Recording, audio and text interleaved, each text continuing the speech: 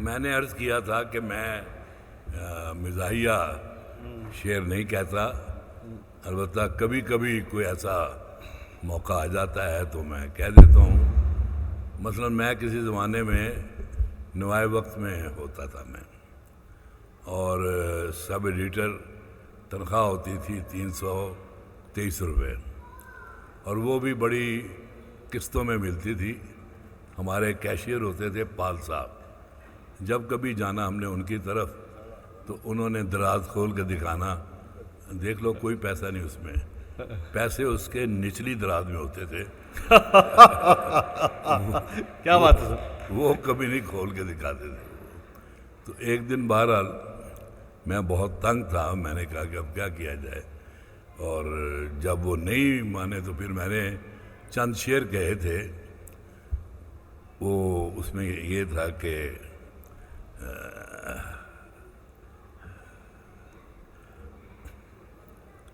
ایک تو حافظہ ماشاءاللہ ایسا کمال کا ہو گیا ہے کہ کوئی کام کی بات جو ہے وہ یاد نہیں رہتی. وہ میں نے وہ چند شعر کہے کہ کل رات قرض خواہوں کو مشکل سے ٹال کر دفتر جو پہنچے سب نے دی تنخواہ کی خبر.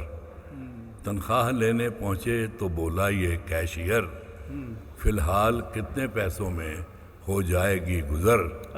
میں نے کہا کہ میرا تو جینا عذاب ہے، ہاتھوں سے قرض خواہوں کے مٹی خراب ہے. ہنس ہنس کے کیشیئر نے میری داستان سنی، پھر یہ دیا جواب کہ اب چھوڑ شاعری، بنتے ہیں 400 تیرے، فی الحال 4 رکھ، پیوستہ رہ شجر سے امیدیں بہار. ہائے ہائے ہائے، زوردار تالیاں. کیا بات ہے. تو اس طرح کے مواقع بڑے دلچسپ زندگی میں آئے ہیں. میری تازہ شادی ہوئی تو وائف کے ساتھ میں لیبرٹی مارکیٹ میں جا رہا تھا میں، تو وہ نیچے نظر آیا ایک جگہ پہ چائے خانہ. تو وائف کہتی ہے کہ چلیں بیٹھ کے چائے پیتے ہیں. میں نے کہا چلو پیتے ہیں چائے. نیچے گئے تو مجھے بڑا مشکوک سا ماحول لگا. وہ کیبن بنے ہوئے اور سارے بند، اور باہر ایک بندہ بیٹھا ہوا کیشیئر کے طور پہ. خیر ہم بیٹھے ہیں میاں بیوی، اور اس نے اتنی زور سے وہ دروازہ بند کیا ہے کہ کوئی اچانک نہ اندر آ جائے. بہرحال چائے منگوائی تو وہ پرانی بات ہے، تو بل آیا کوئی 10 روپے 6 آنے، اتنا بل آیا. اب یہ بہت زیادہ بل تھا. جب وہ بل لے کے آیا تو میں نے اس کے کان میں کہا، میں نے کہا یہ میری بیوی ہے. کہتا 4 روپے دے دو. کیا بات ہے سر. تو اس طرح کے واقعات زندگی میں بڑے دلچسپ پیش آتے رہے ہیں. سب سے زیادہ مزہ مجھے جس بات کا آیا وہ یہ کہ ایک دفعہ ایک وفد جا رہا تھا بیرون ملک. تو اس وفد میں مجھے بھی شامل کر لیا گیا، اور کل میں نے اس کا تھوڑا سا حصہ سنایا بھی تھا. ہمارے ساتھ ایک پروفیسر صاحب تھے، فیضی صاحب. وہ اسلام آباد کے تھے، اور ان کا عزم تھا کہ فارسی اگر کوئی جانتا ہے اس دنیا میں تو وہ جانتا ہے. ہم نے ایران جانا تھا تو ہمیں یہ فکر کہ ہمیں تو فارسی آتی کوئی نہیں. وہ کہہ لیں کہ فکر نہ کرو بھائی، میں آپ کے ساتھ ہوں، فارسی تو میرے گھر کی لونڈی ہے. چنانچہ ہم نے کہا چلیں ان کی لونڈی سے کام لیں گے. جب باہر گئے تو ہمیں ٹیکسی کی ضرورت تھی. ہم نے پروفیسر صاحب سے کہا پروفیسر صاحب وہ جانا ہے تو ذرا ٹیکسی کا بندوبست کریں. اب جو انہوں نے فارسی بولی وہ مجھے ساری عمر نہیں بھولتی.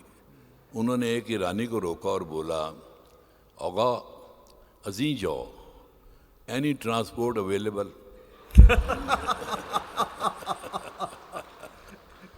تو وہ سارے رستے اسی طرح کے ہی جوکس ہوتے رہے. اصل میں آپ کو دوستوں کو، میرے جو دوست ہیں ان کو پتہ ہوگا کہ میں ایک جوانی میں زبردست آوارہ گرد آدمی رہا ہوں. میں شاید ہی دنیا کا کوئی ملک ہو جہاں میں نہ گیا ہوں، اور یوں رنگا رنگ تجربے اور بڑی بڑی دلچسپ باتیں جو ہیں وہ میری زندگی میں آتی رہی ہیں۔ میں نے ایک سفر نامہ بھی لکھا تھا، شوق آوارگی، وہ بڑا ماشاءاللہ پاپولر ہوا۔ تو وہ سفر میں ایک دفعہ میں آ رہا تھا امریکہ سے، لندن آنا تھا میں نے، تو میرے ساتھ 2 امریکن لڑکیاں بیٹھی ہوئی تھیں۔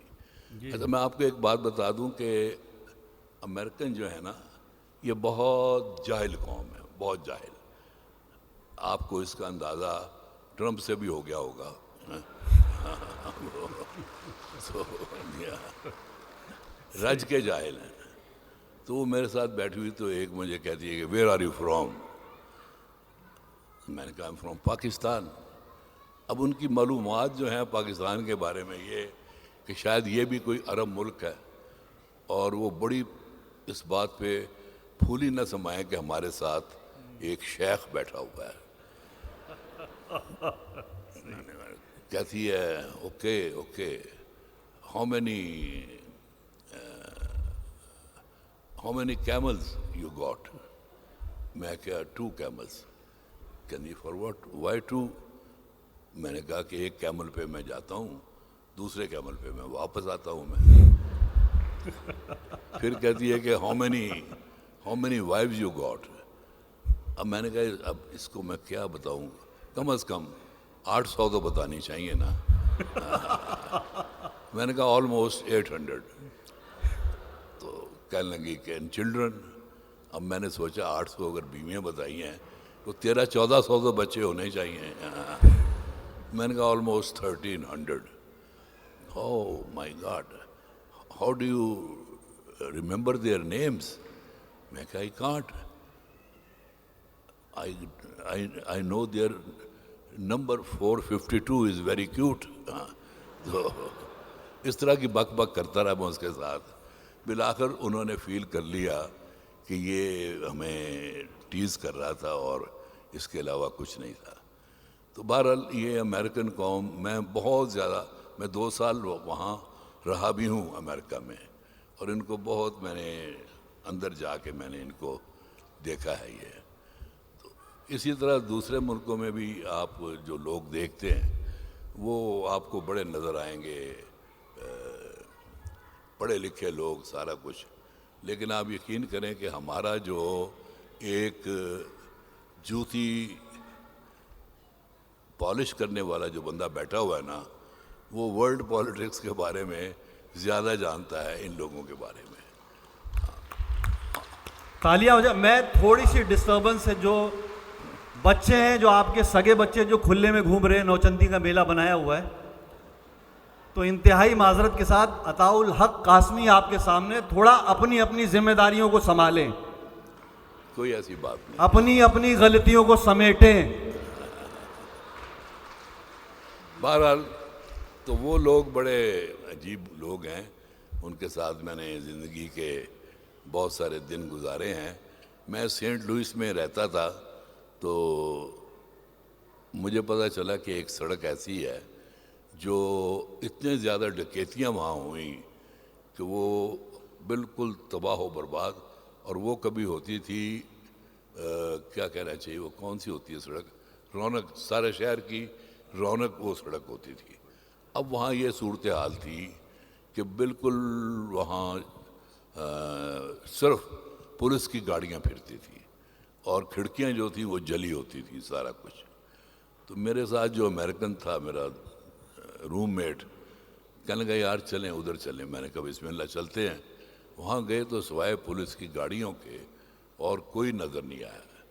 وہاں جا کے دیکھا تو ایک کہتے یہ ریڈیو اسٹیشن ہے ان کا، یہ سنتے ہیں۔ ہم نے بیل دی تو اوپر سے سیڑھیاں اترنے کی آواز آئی، ٹپ ٹپ ٹپ ٹپ ٹپ۔ اس کے بعد ایک لڑکی نکلی، پیلی آنکھیں اس کی، آتے اس نے کہا یو گاٹ سگریٹ؟ میں نے اس کو ایک سگریٹ پیش کر دیا۔ پھر وہ ہمیں اوپر لے گئی۔ اوپر گئے تو اگلا بندہ مجھے پھر کہتا ہے یو گاٹ سگریٹ، میں کہ یس، ایک اس کو پیش کیا، پتہ چلا انہوں نے اپنا ریڈیو اسٹیشن بنایا ہوا وہاں، اور وہ ڈائریکٹر جنرل تھا ریڈیو کا جس نے مجھ سے سگریٹ مانگا تھا۔ اور اس کے بعد پھر انہوں نے مجھے کہا کہ یہ ہمارا ریڈیو اسٹیشن ہے اور یہاں سے ہم اپنی چیزیں ریلے کرتے رہتے ہیں۔ تو وہاں سے پھر یعنی یقین جانے وہ سارے کے سارے نشئی لوگ تھے، مکمل طور پہ نشئی، ان کو کچھ نہیں پتہ تھا کہ دنیا میں ارد گرد کیا ہو رہا ہے۔